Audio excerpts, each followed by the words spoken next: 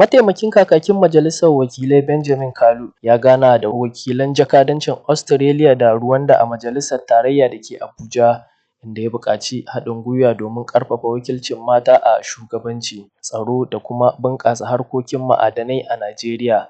Ya ce Najeriya na da yalwar albarkatun ƙasa musamman ma'adanai, kuma akwai buƙatar amfani da fasahar zamani da dabaru daga ƙasashen da suka ci gaba a fannin domin amfanin ƙasa da al'umma baki ɗaya. Ya kuma buƙaci Australia da ta tallafa wa Najeriya wajen gyaran tsarin mulki musamman sassan da suka shafi daidaito tsakanin jinsi da kare haƙƙin ɗan adam.